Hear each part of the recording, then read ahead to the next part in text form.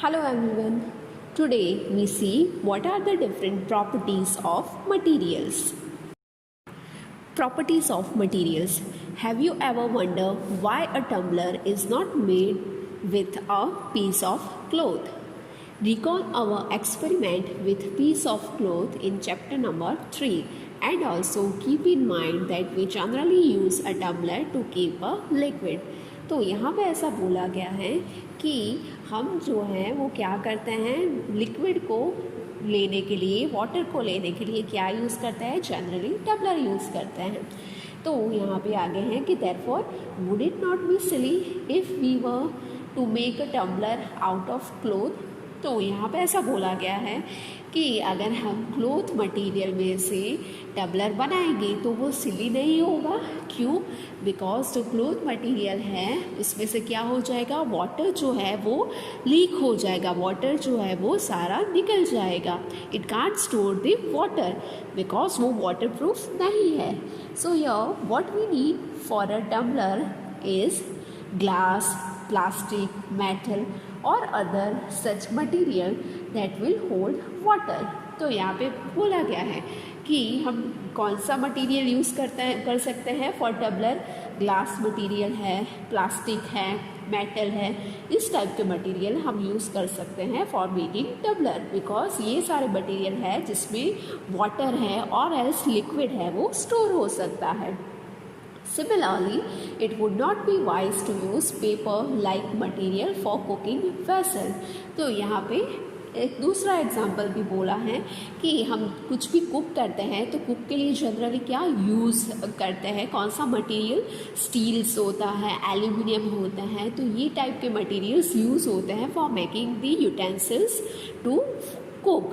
But suppose अगर हम कोई पेपर मटेरियल के ऊपर हम कुकिंग करें तो वो पॉसिबल होगा? नहीं होगा बिकॉज पेपर मटेरियल को अगर हम हीट करेंगे तो वो क्या हो जाएगा, वो बर्न हो जाएगा और एज वेल एज उसमें जो स्टोरेज कैपेसिटी है वो भी नहीं होगी क्योंकि हम उसमें अगर सपोज कुछ भी लिक्विड मटेरियल डालेंगे तो क्या हो जाएगा, जो पेपर है वो लिक्विड को एब्सॉर्ब कर लेगा और वो बिल्कुल सॉफ्ट होके लास्ट में क्या हो जाएगा।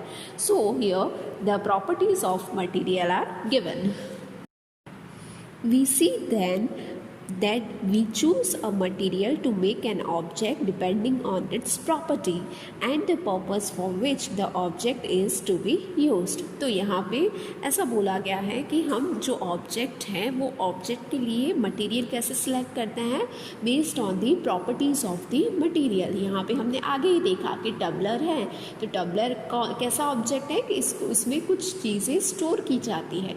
तो उसके अकॉर्डिंग ऐसी कौन सी चीज़ें हैं, ऐसे कौन से मटेरियल्स हैं कि जिसमें वाटर जो है और लिक्विड है उसको स्टोर किया जा सकता है, वो वाटर रेजिस्टेंस हो। तो वो कैसे आइडेंटिफाई करेंगे, based on the properties of the material. So what are all the properties of materials that would be important for this usage? Some properties are discussed here। तो यहाँ पे बोला गया है कि ऐसी कौन कौन सी प्रॉपर्टीज़ हैं कि जो हमें जानने की ज़रूरत है फॉर दैट यूसेज। हमको वो मटेरियल है वो ऑब्जेक्ट्स के लिए इस्तेमाल करना है तो उसकी कौन सी प्रॉपर्टीज़ है वो हमें जानना ज़रूरी है। तो यहाँ पे कुछ प्रॉपर्टीज़ गिवन है, so let's check it. Our first property is appearance. Material usually look different from each other. Wood looks very different from iron. Iron appears different from copper or aluminium. At the same time, there may be some similarities between iron, copper and aluminium and that are not there in wood। तो यहाँ पे बोला गया है कि appearance के basis पर से हम मटेरियल को कैसे आइडेंटिफाई करते हैं। तो appearance means how it looks, कोई भी मटेरियल है वो कैसा दिखता है, that is known as a appearance. तो हम इजीली आइडेंटिफाई कर सकते हैं मटेरियल को देख के ही कि ये मटेरियल आयरन है, एल्यूमिनियम है, कॉपर है या फिर क्या है, वुडन है। तो यहाँ पे ऐसा बोला गया है कि आयरन मटेरियल है वो कुछ डिफरेंट दिखता है as compare to the copper और एल्यूमिनियम। और सिमिलरली जो वुड मटेरियल है, दैट मीन्स कि लकड़ी में से जो चीज़ें बनती है, that also appears different from the iron. तो यहाँ पे ऐसा बोला गया है कि सारी मटेरियल्स हैं उसकी प्रॉपर्टीज़ है वो अलग अलग होती हैं। यहाँ पे आपको इमेज है, इसमें आप देख सकते हो कि क्या दिखाया गया है कि कैरम के कॉइन्स है वो दिखाए गए हैं। तो this carrom coins are made up from different materials. कोई है वो वुडन कॉइन है, मार्बल्स की कॉइन है, प्लास्टिक की कॉइन है। तो आप देख सकते हो कि ये सारे मार्बल्स, ये सारे कॉइन्स है वो है तो कैरम कॉइन्स, बट स्टिल उनकी अपीयरेंस है वो डिफरेंट है, बिकॉज सारे जो कॉइन्स है उसकी प्रॉपर्टीज़ है वो मटेरियल है वो अलग अलग है। That is why they seen as a different from each other. Now our next property is hardness.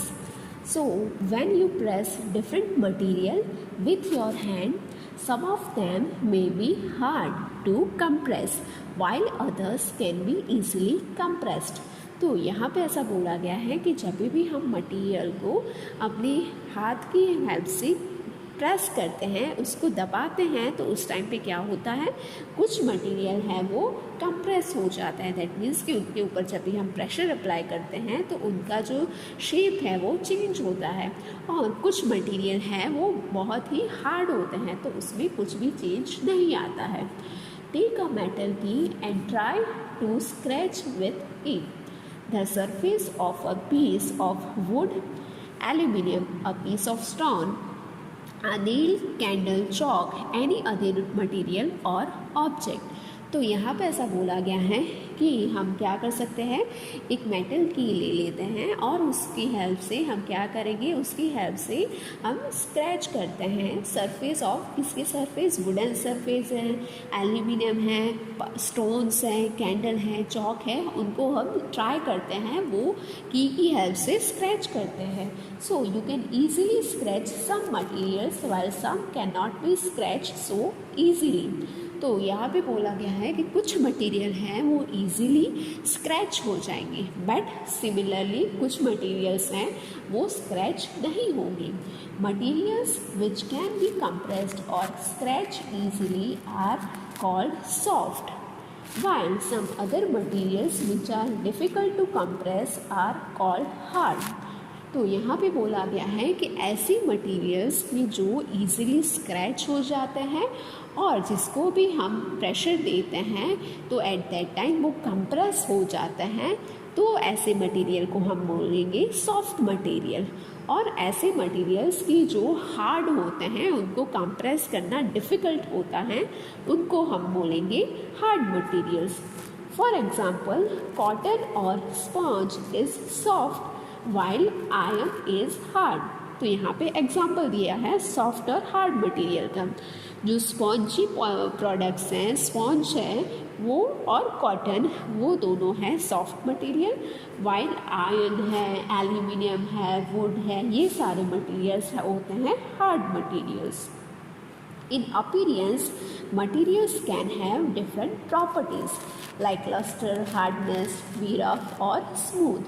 Can you think of other properties that describe the appearance of material? तो यहाँ पे बोला गया है कि मटेरियल का जो अपीयरेंस है उसमें भी डिफरेंट प्रॉपर्टीज़ होती हैं, लाइक हार्डनेस है, रफ है, उसकी जो सरफेस है रफ है या स्मूथ है, ऐसा कुछ। सो इसके बेसिस पर से हम अपीयरेंस ऑफ मटेरियल डिस्क्राइब कर सकते हैं, उसकी प्रॉपर्टी डिस्क्राइब कर सकते हैं। सो यहाँ पे भी आपको एक इमेज शो की गई है, उसमें दिखाया गया है कि जब भी हम कुछ चीज़ को कोई भी सरफेस पे प्रेस करते हैं या उसको कंप्रेस करते हैं, उसमें प्रेशर अप्लाई करते हैं, तो एट दैट टाइम अगर वो सरफेस है या वो जो मटेरियल है वो कंप्रेस होता है तो उसको हम बोल सकते हैं सॉफ्ट मटेरियल। और ऐसा मटेरियल कि जो हार्ड है, जो कंप्रेस नहीं हो रहा है, उसको हम बोल सकते हैं hard material. Now next is soluble और इनसॉल्युबल।